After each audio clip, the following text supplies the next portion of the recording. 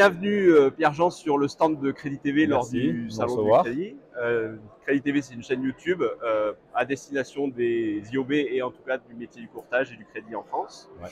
Donc Pierre-Jean Souviron, présentation, qu'on sache qui tu es, de savoir qui se cache derrière cette marque Actello, Eh qui bien, commence à écoute, être bien connue. directeur général d'Actello Ouais. depuis 5 ans, toulousain d'origine, et puis Ouais. initialement courtier. D'accord. Et c'est comme ça que m'est venue l'idée de créer Actello, justement. Courtier, Courtier en crédit ouais, immobilier. de manière indépendante Ouais, indépendant. On avait D'accord. créé notre marque à Toulouse. C'était quelle marque? Ça s'appelait Objectif Crédit. D'accord. Ça s'appelle toujours Objectif Crédit. Ouais. Et puis voilà, on s'est développé gentiment. On a eu 2, 3, 5, 10 collaborateurs. Il nous fallait un outil il y a 12 ans. D'accord. Il n'y avait que une certaine marque, je ne sais pas si on peut la citer ou pas. Oh, il y a Alto, pas de tabou. tout le monde la connaît. Ouais. À l'époque, c'était pas compatible avec Mac. Ouais. Et moi, j'étais sur Mac, sur un environnement Mac. Et donc, j'ai dit, je vais faire mes propres outils.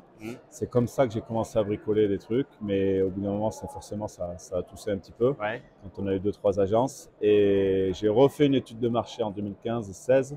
Il n'y avait toujours rien qui existait de convaincant. Et donc, je me suis dit, ça serait bien de faire un outil complet qui va garder la technicité de Alto, parce qu'on peut leur reconnaître ça, mais avec un environnement plus ergonomique, plus moderne et surtout digitalisé. D'accord. Voilà, c'est comme ça qu'est né Actello. Je pensais en avoir pour 6 mois, et puis ça fait 5 ans, et la roadmap, elle est encore bien chargée. Ouais, voilà. d'accord. Vous avez un backlog qui se remplit tous les mois, tout le temps, en fait. Okay. On pensait vraiment, enfin, puis bon, la profession évolue, on va y revenir, mais oui. Globalement, on a mis 3 ans et demi avant de sortir une V1 commercialisable. Voilà. D'accord. Okay. Donc, on commercialise depuis 2 ans et demi là maintenant. D'accord. Et donc, pendant ces 3 ans, finalement, les phases de test se faisaient chez Objectif Crédit. Exactement. Ouais, exactement. Okay. Ouais. Actello, du coup, est né depuis maintenant, enfin, est mise en production la V1 depuis 3 ans, c'est ça? Ouais, 2 ans et demi, ouais. 2 ans et demi. Ouais. Est-ce que tu peux nous en dire plus sur le produit en lui-même? Parce que voilà, 3 ans de recherche et développement, on va dire, ça doit forcément donner des atouts. Ouais, j'imagine. Mais non, ça use, ouais. J'imagine que ça use, mais du coup, ça doit donner des atouts sur le logiciel. Ouais, complètement. En fait, ce qui s'est passé, c'est que quand on construit un logiciel, c'est un peu comme qu'on construit une maison. Si tu n'as pas dès le départ prévu de mettre la cheminée au bon endroit, les trucs, etc., tu peux le rajouter après coup, mais ça va faire moche, ça va manquer d'ergonomie. Ouais. Et en fait, avec Actello, la première construction qu'on a faite, on a décidé de la raser. C'est ça qui nous différencie aujourd'hui, c'est qu'on n'a pas refait dans notre nouvelle maison les erreurs du passé, donc on avait tout prévu. Et comme le métier s'était bien digitalisé entre-temps, on a en plus fait une maison qui était prête pour recevoir ce qu'on appelle des API en informatique, des connexions comme une extension finalement sur la maison.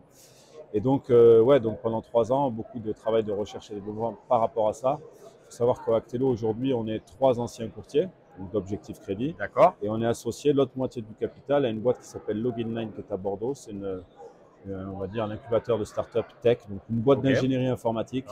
Et ils sont partie prenante. Donc on a maintenant un logiciel qui est pensé par des courtiers, vraiment un logiciel métier. Le moindre bouton chez nous, il a du sens pour le courtier sur le terrain. Et derrière, les techs qui viennent nous mettre ça en œuvre. Et nous, on a appris à se parler en 3 ans et demi. Donc, voilà. Et eux ont compris le métier aujourd'hui. C'est-à-dire qu'un de mes techs pourrait être courtier demain. Je suis convaincu de ça. Bon, moi, je ne pourrais pas être développeur, mais en tout cas, je sais leur parler. Parce que toi, tu continues Objectif Crédit, du coup. On l'a gardé en bêta-testeur.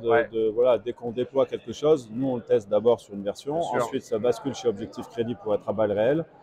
Et là, on débug encore. Et ensuite, on déploie chez nos clients. Donc, finalement, on a éliminé 95% des petits soucis quand on fait une mise à jour. Et des mises à jour, il y en a, une fois par mois, il y a une petite mise à jour.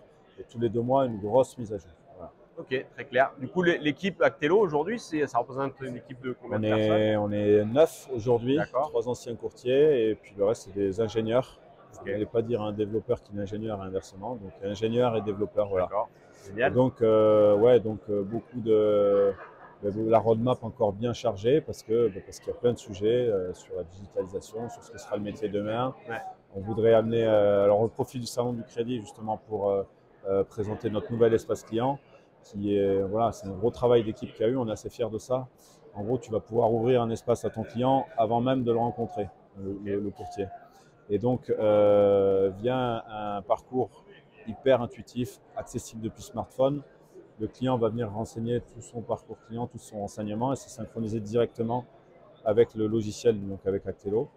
Et tout ce qu'il va renseigner, ça lui délivre une liste des documents qui, elle aussi, est dynamique. Le mec dit je suis marié sous le régime de la séparation de biens, ça va te demander le contrat de mariage. D'accord. Ça paraît bête comme ça, mais il y a tellement de petites cases dans le métier que finalement, quand tu arrives à la fin à avoir une liste des pièces qui est juste, aller à 99%, c'est déjà un gros gain de temps. Tout ça est synchronisé donc espace client.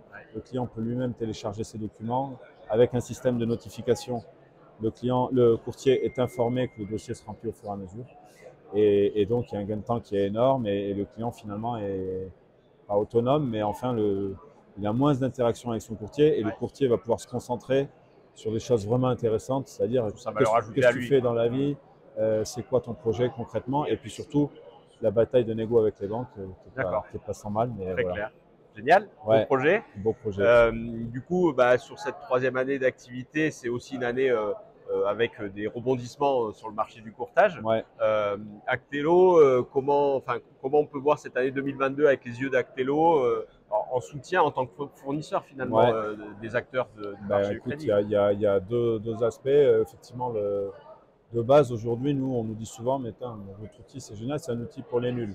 Voilà, et nous, c'est hyper flatteur pour ça, c'est-à-dire qu'il est très intuitif. Donc, on a deux types de clients, ceux qui se lancent un petit peu, voilà, et donc ça, on les accompagne là-dedans parce qu'ils voient que c'est hyper simple. Et puis après, on a les grands techniciens, gros producteurs qui nous disent, je gagne un temps fou. Voilà, donc après, sur le 2022, l'année, je pense, n'a pas été mauvaise. Ça s'est corsé vraiment là sur le 3e trimestre et puis encore là sur cette fin d'année. Pour l'instant, on ne mesure pas encore les conséquences. Je pense que ça va avoir des répercussions, mais voilà, à mon avis, les plus solides vont résister cette fin d'année et puis ça repartira sur 2023. C'est mon point de vue. Après, en tout cas, on n'a pas eu de perte d'abonnés. Voilà. Mais tant mieux, voilà, c'est ça qui est. On est toujours en croissance. C'est quand même une métrique personne, qui est importante. Personne nous a appelé pour nous dire j'arrête mon activité, je gagne plus ma vie. Donc ça, effectivement, c'est un peu ça. Ça ne veut pas dire que dans les 2 mois, il n'y en avait pas quelques-uns qui nous souhaitaient. On ne leur souhaite pas, mais. On leur souhaite pas, exactement. Ok, ça marche. Je crois que c'est la 2e année que vous êtes au Salon du Crédit. 2e participation. Qu'est-ce que vous pensez du salon? Quel est l'intérêt pour vous d'être sur le Salon du Crédit, qui est l'événement annuel du courtage finalement en prêt? Eh ben, c'est bien qu'il y ait un événement annuel, même s'il y en avait 2, on ne serait pas mécontent. Comme tous les salons, c'est hyper bien, je pense, de connaître ses confrères, ses concurrents. Il y a toujours des synergies à créer entre les différents acteurs. Au niveau de la clientèle, moi, je trouve ça ciblé. On a été assez surpris parce qu'on se demandait si ça allait pas être un peu morose avec l'actualité. En fait, non, on a trouvé des visiteurs motivés, ciblés, intéressés. Donc pour nous, c'est un super salon. Le cadre est quand même super sympa. On l'avait fait l'année dernière, c'était pas la même chose. Et non, là, c'est top, franchement. Et voilà, donc ça forcément, ça met une bonne dynamique à la profession. Ça fait du bien. On va repartir d'ici boosté. Génial. Voilà. Merci beaucoup, Pierre-Jean. Merci à toi, Mathieu. À l'année prochaine, du coup. Ça roule. Merci. Salut. Au revoir. Ciao.